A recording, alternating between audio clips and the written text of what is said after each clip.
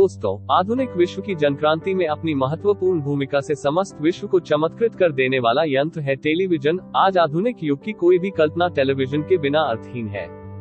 दोस्तों, यह भी सत्य है कि इस महत्वपूर्ण यंत्र का निर्माण किसी एक व्यक्ति द्वारा नहीं हुआ, लेकिन यह भी सत्य है, इसके विकास में जिस वैज्ञानिक ने अपना सबसे बड़ा योगदान दिया, उस वैज्ञानिक का नाम है जॉन लॉगी बेट, जिन्हें विज्ञान की दुनिया में J.L. बेट के नाम से भी जाना जाता है।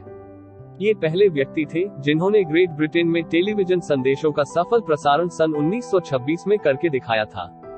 दोस्तों, जॉन लॉगी बेट का जन्म 13 अगस्त 1888 को ग्लेसगो के पास हेलेंसबर्ग में हुआ था। इनके पिता एक शिक्षित पादरी थे, लेकिन उनकी आय कम थी। जॉन बचपन में बहुत ही कमजोर थे।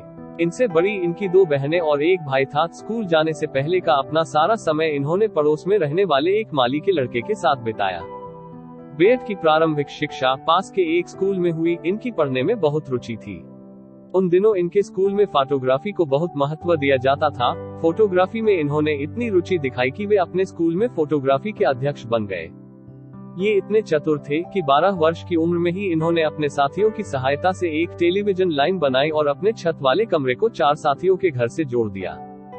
स्कूल छोड़ने के बाद इन्होंने ग्लेसगो में स्थित रॉयल टेक्निकल कॉलेज में विज्ञान का अध्ययन किया। इनका स्वास्थ्य अच्छा नहीं रहता था, इसलिए इनकी पढ़ाई भी अच्छी प्रकार नहीं हो पाई, लेकिन फिर भी 5 साल बाद वे सहायक इंजीनियर बन गए। 26 साल की उम्र में 30 शिलिंग प्रति सप्ताह के वेतन पर इन्होंने एक इलेक्ट्रिकल कंपनी में नौकरी करनी शुरू की। इन्हीं दिनों प्रथम विश्व युद्ध चल रहा था। इनके पैरों को बहुत ठंड लगती थी। ठंड से बचने के लिए वे अक्सर अपने पांव से टॉयलेट पेपर लपेट लेते थे। प्रथम विश्व युद्ध समाप्त होने पर इन्होंने मोजे बनाने आरंभ किए। इस काम से इन्होंने 1600 पाउंड कमाए। बाद में इन्होंने जेम और चटनी बनाने का कारखाना खोला। इन वस्तुओं की स्थानीय खपत कम थी, इसीलिए उन्होंने यह काम भी बंद कर दिया। चूंकि इनका स्वास्थ्य बहुत खराब रहता था, इसलिए इन्होंने अपने एक मित्र के पास जाने का निश्चय कर लिया, जो त्रिनिदाद में रहता था। वहां के लोगों को बेचने के लिए वे अनेक वस्तुएं भी अपने साथ ले गए थे। इस यात्रा के दौरान बेट के कुछ क्षण बड़े आनंद से गुजरे। हुआ यह कि वह एक रेडियो केबिन में घुस गए और वहां के ऑपरेटर से मजाक करने लगे। आपसी बातचीत में इन दोनों ने बिजली द्वारा हवा से तस्वीरें भेजने की समस्या पर विचार किया। सन 1922 में जब वे वापस लंदन पहुंचे तो उनकी उम्र 34 वर्ष की हो चुकी थी। उनके पास इस समय कोई रोजगार नहीं था और पैसा भी बहुत कम था। इन्हीं दिनों इनके मन में टेलीविजन के आविष्कार करने का विचार आया। इस समय तक विश्व में और भी लोग इस क्षेत्र में काफी प्रयोग कर चुके थे। बेट ने पहले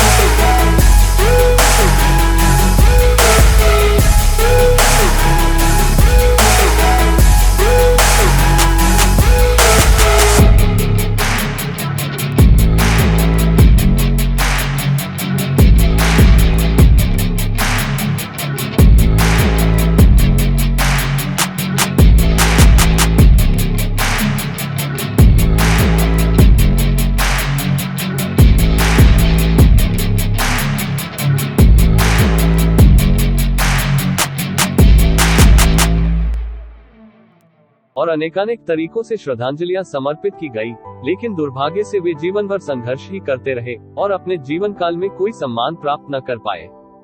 दोस्तों, अगर आपको हमारी वीडियो अच्छी लगी तो प्लीज एक लाइक कीजिए। आपके एक लाइक करने से हमें मोटिवेशन मिलेगा। और हाँ दोस्तों, अगर आप चैनल पर नए हैं तो चैनल को सब्सक्राइब कीजिए और बेल नोटिफिकेशन दबाना ना भूलें, ताकि जब भी हम कोई इसी प्रकार की ज्ञानवर्धक वीडियो अपलोड करें आप तक तुरंत पहुंच जाए।